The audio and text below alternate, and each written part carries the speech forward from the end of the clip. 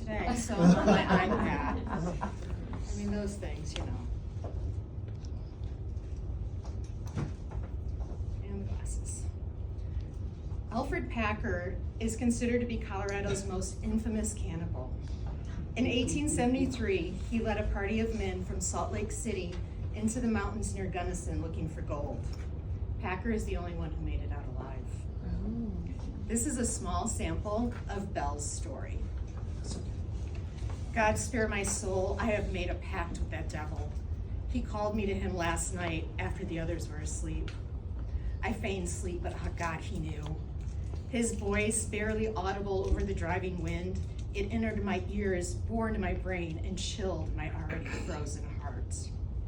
I stumbled up and out of the protection of the aspen to where the devil sat in front of the fire, snapping wood. His flesh hung loose over his cheeks, falling away from his chin. He looked to be a dead man himself. My own hunger reflected back to me from his face, outlined by the jumping flames. I will still get us out, he said. And I wondered, why did I choose this small party, 10 of us with this demon leading, while the other 10 had turned back to Salt Lake? Then again, I listened to this demon at the river fork, and now I continue to listen to the devil at the fire. My stomach rumbled loud enough to cause one of the sleeping men to roll over and whimper in his bedclothes. I've seen the way the men look at each other, he continued. It will get bad. It will be worse later than it is now. If we don't find our way out of these mountains, I held up my hand as if I could stammer his very thoughts. I too had seen the looks of the men when they peeked sly glances at each other. The look of a hanged dog, wondering where and when the next meal will come. Where it'll be stolen from. Who will cut the meat? Are we that desperate, Packer? I asked. He nodded slowly.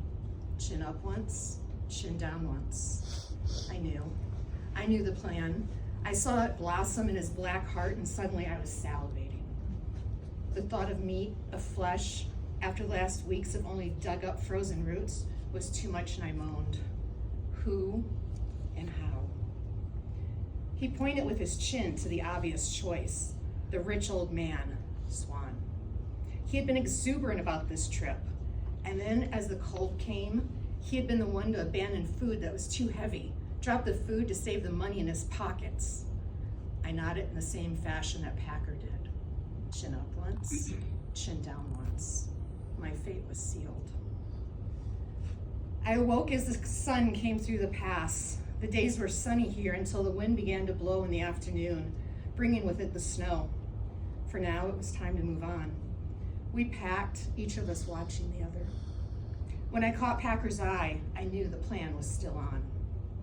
Packer said he knew where we were headed, that he could follow the hawk out of the mountains, but I swore I had seen that very same outcrop 3 times this month. As the clouds began to cover the sun, we called a halt to our random wandering. Dropping our packs, Packer sent Humphrey, Noon, and Miller to scavenge firewood. Swan would stay with us, preparing camp for the snow that was surely on its way. He was oblivious to our plan. Packer picked up the hatchet and I watched, startled and wanting to cry out, but he simply turned and began hacking at a nearby bush. I could hear the other men off a little, calling to each other. I listened closely, hearing their stompings away from camp. Old man Swan was bent over his bundle, tearing at the knot. Packer nodded to me, chin up once, chin down once. I bent, grabbed a chunk of granite, felt its cold veins on my palm.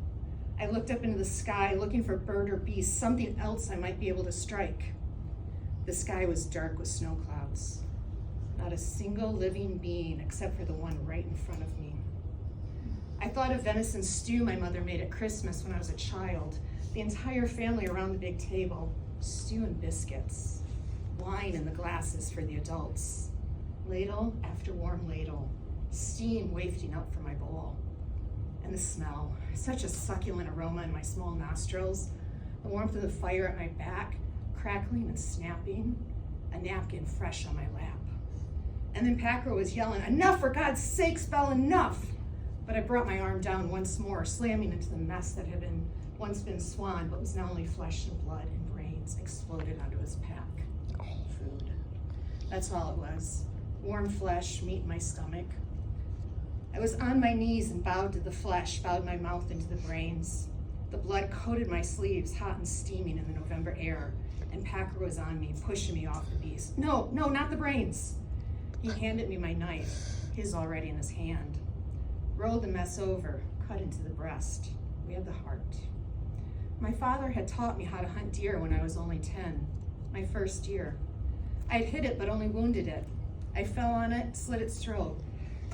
When my father removed its heart and held it up for my first bite, I vomited right beside that dead deer. Now I took the heart in my mouth, sucked as the blood lapped down my arms. Packer's lips on the other side.